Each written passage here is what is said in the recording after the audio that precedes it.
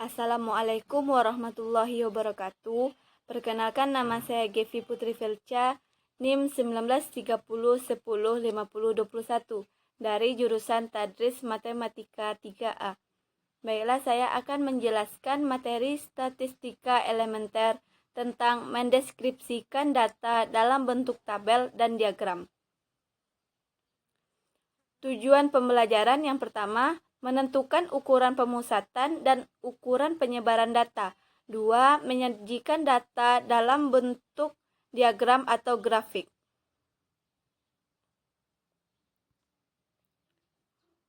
Ukuran pemusatan data. Yang pertama, mean atau rata-rata.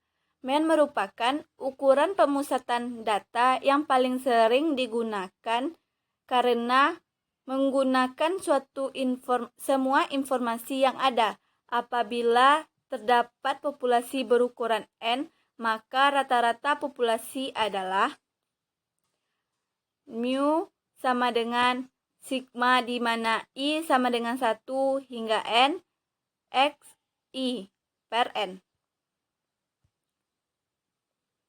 Sedangkan jika diambil sampel berukuran N kecil, maka rata-rata sampel adalah X bar sama dengan sigma di mana I sama dengan 1 hingga N X I per N. Contoh, diambil sejumlah data secara acak sehingga diperoleh 3, 5, 2, 7, 9, 10.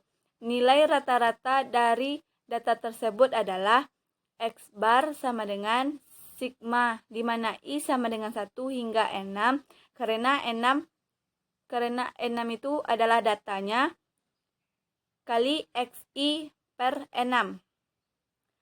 Yang data-datanya yaitu 3, 5, 2, 7, 9, 10 dibagi N6 karena jumlah data. Rata-ratanya yaitu ada N6. Angka N6. 2. Median. Suatu nilai yang membagi dua sama banyak kumpulan data yang telah diurutkan. Apabila data ganjil, median adalah data yang berada tepat di tengah. Apabila data genap, median adalah rata-rata dua data yang berada di tengah-tengah. Populasi dilambangkan dengan mu, sedangkan pada sampel X. Contoh, jumlah pengamatan genap diketahui data dari suatu pengamatan yang adalah sebagai berikut. 5, 9, 3, 8, 4, 8, 2, 10. Nilai mediannya adalah ukuran data. Urutkan data terlebih dahulu. 2, 3, 4, 5, 8, 8, 9, 10. Maka mediannya ada 2 karena 5 dan 8 itu terletak di tengah-tengah. Maka 5 tambah 8 per 2 sama dengan 6,5. 6,5.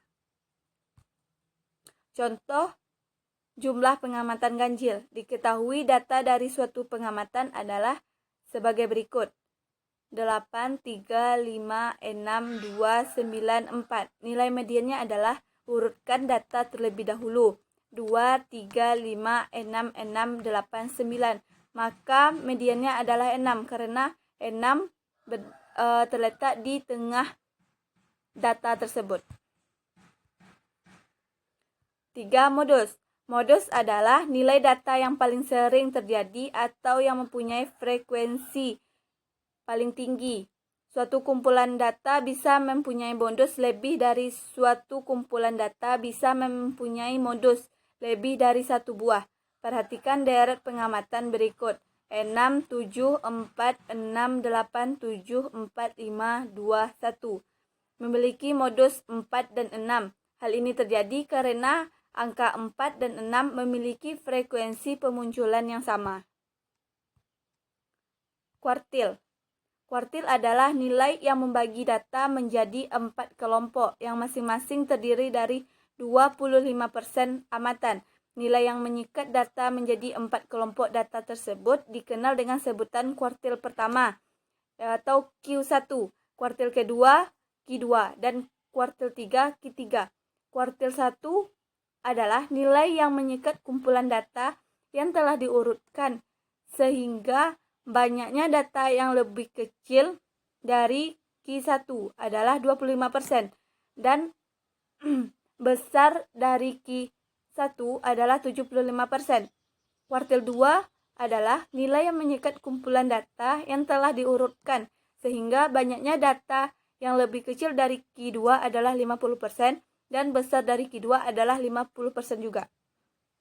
Kuartil 3 adalah nilai yang mengikat kumpulan data yang telah diurutkan, sehingga banyaknya data yang lebih kecil dari Q3 adalah 75% dan besar dari Q3 adalah 25%.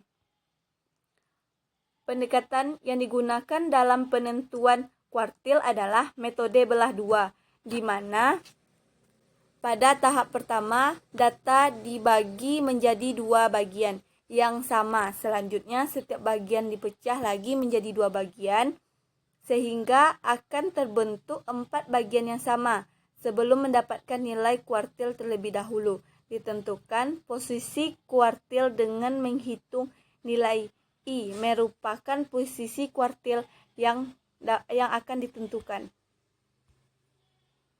Ukuran penyebaran. Satu wilayah. Ukuran penyebaran data yang paling sederhana adalah mencari selisih pengamatan terbesar dengan pengamatan terkecil yang dirumuskan J sama dengan X maksimal dikurang X minimal. 2. Jangkauan antar kuartil. Jangkauan antar kuartil mengukur penyebaran 50% data di tengah-tengah setelah data diurut. Jangkauan antar kuartil sama dengan kuartil 3 dikurang kuartil 1. 3. Variansi. Ukuran penyebaran data yang paling sering digunakan adalah ragam. Rumusnya tau kuadrat sama dengan 1/n sigma, di mana I sama dengan 1 kali X I dikurang mu kuadrat. Penyajian data. Yang pertama dengan histogram. Penyajian data dalam bentuk histogram tidak lain merupakan pengembangan dari bentuk tabel distribusi frekuensi.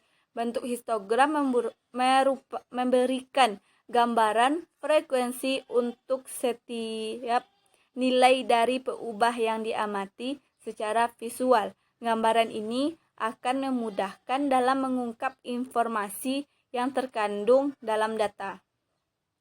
Bentuk penyajian diagram dahan daun. Yang pertama menggunakan toolbar. Yang kedua dengan menggunakan makro. Sajian data di atas dalam bentuk diagram histogram, batang daun, dan box plot.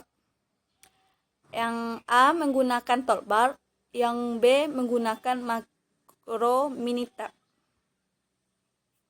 Bentuk penyajian box plot. Penyajian informasi dalam bentuk box plot lebih meringkaskan informasi walaupun data asli tidak ditampilkan. Informasi yang dapat diperoleh dengan penyajian box plot antara lain kesimetrikan penyebaran data dapat dilihat dari apakah box terbagi dua oleh garis median sama besar atau tidak, dan apakah ekor kiri bawah dan ekor kanan atas sama panjang atau tidak. Sehingga diperoleh Q1, Q2, Q3 X bar yang di atas. Hanya itu penjelasan materi dari saya. Apabila ada salah kata, saya mohon maaf. Saya sudahi dengan Assalamualaikum warahmatullahi wabarakatuh.